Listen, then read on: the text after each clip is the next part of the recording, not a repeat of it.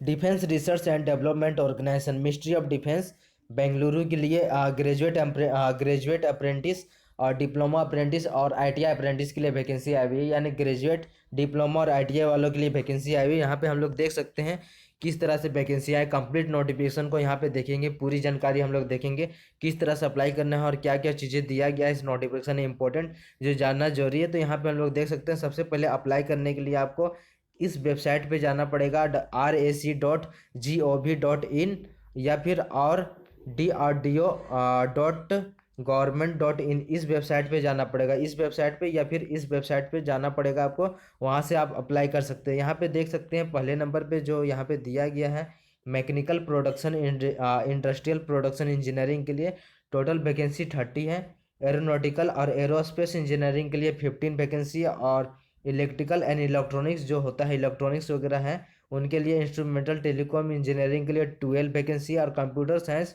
Computer engineering और information science और technology engineering के लिए 18 वैकेंसी है। और मेटलर्जी और मटेरियल साइंस के लिए 4 है। और यहाँ पे सिविल इंजीनियरिंग और उसके बराबर इक्विवेलेंट यानी एक वैकेंसी। यहाँ मिनिमम एज कम से कम 18 साल मांगा गया है और ज़्यादा से ज़्यादा मैक्सिमम एज जो है अनरिजर्व कैटेगरी के लिए 27 यहाँ लिखा गया है। जो रिजर्वेशन के साथ यहाँ पे लिखा गया है। तो यहाँ पे जो है मिनिमम कम से कम 18 साल होना चाहिए और मैक्सिमम तो जनरल कैटेगरी के लिए 27, ओबीसी के लिए 30 यानी 3 साल का रिलैक्सेशन है। ST SC के लिए 32 यानी 5 साल का रिलैक्सेशन है। और PWD के लिए 37 यानी 10 साल का रिलैक्सेशन है। ठीक है। और यहाँ पे आपको ये बीटेक के लिए है, यहाँ पे कम से कम आपका बीटेक का डिग्री होना चाहिए। तो ये सारे ग्रेजुएट अप्रेंटिस के लिए है, BE बीटेक के लिए और उसके इक्विवेलेंट। अब हम लोग चलते हैं डिप्लोमा की तरफ। यहाँ टोटल पोस्ट जो है 80 है ग्रेजुएट के लिए। अब आगे हम लोग चलते हैं, यहाँ पे हम लोग डिप्लोमा अप्रेंटिस ट्रेनी के लिए। तो यहाँ पे mechanical production tool and die design के लिए 15 वैकेंसी है।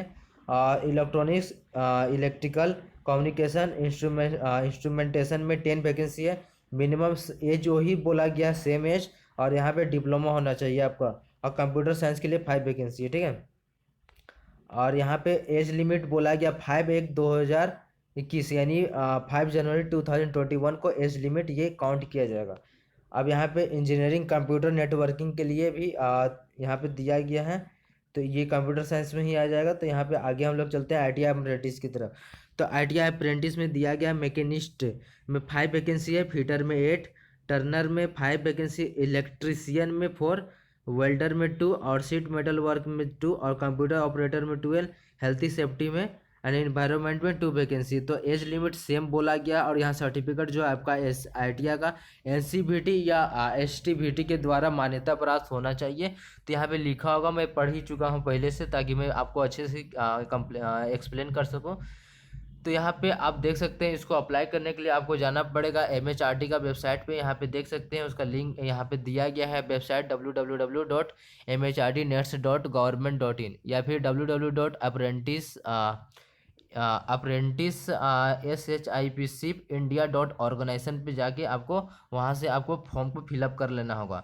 तो यहाँ पे आप देख सकते हैं जो बीटेक जो पास है 18, 19 और 20 यानी 2018, 19 और 20 में जो पास है वही लोग यहाँ पे अप्लाई कर सकते हैं। यानी 2018 से पहले जो बीटेक पास है वो अप्लाई नहीं कर सकते हैं इसके लिए। ठीक है।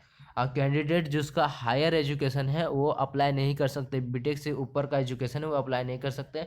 ओबीसी सर्टिफिकेट का अगर डेट एक्सपायर हो गया तो भी अप्लाई नहीं कर सकते हैं। तो ओबीसी सर्टिफिकेट का डेट एक्सपायर नहीं होना चाहिए। यहाँ पे ITI के लिए दिया गया NCVT और STBC बोर्ड से पास होना जरूरी है। और ओनली एलिजिबल टू अप्लाई यानी जो रेगुलर कैंडिडेट है वही अप्लाई कर सकते हैं। यानी डिस्टेंस से जो एग्जाम डिस्टेंस से जो कोर्स कंप्लीट करते हैं वो अप्लाई नहीं कर सकते हैं। और यहाँ पे डायरेक्ट लिखा गया है जो पहले से ट्रेनिंग कर चुके हैं कहीं पर भी 1 साल का तो वो अप्लाई नहीं करना है उनको। यहाँ पे स्टाइपेंड दिया जाएगा BE बीटेक या उसके बराबर वाले को 9,000 दिया जाएगा। डिप्लोमा के लिए 8,000 और ITI के लिए 7,000 पर मंथ के हिसाब से दिया जाएगा। यहाँ मेडिकल फिटनेस GTRE में होगा। यहाँ पे सिलेक्शन प्रोसीजर जो है आपका मेरिट बेस होगा। तो वहाँ पे आपको मार्क्स देखा जाएगा, हर सेमेस्टर का मार्क्स देखा जाएगा कि मार्क्स के हिसाब से आपका मेरिट होगा। तो यहाँ पे अप्लाई करने के समय आपको अपलोड करना पड़ेगा। तो यहाँ पे आगे हम लोग देख सकते हैं जनरल इंस्ट्रक्शन में देख सकते हैं, जनरल इंस्ट्रक्शन में आपको यहाँ पे डॉक्यूमेंट जो भी इंक्लोज करना पड़ेगा, मतलब जो डॉक्यूमेंट वेरिफिकेशन है उस समय आपको 10th का मार्कशीट या सर्टिफिकेट वगैरह लगाना पड़ेगा। अब बीटेक वालों के लिए बीटेक का प्रोविजनल सर्टिफिकेट लगाना पड़ेगा या फिर डिग्री सर्टिफिकेट लगाना पड़ेगा।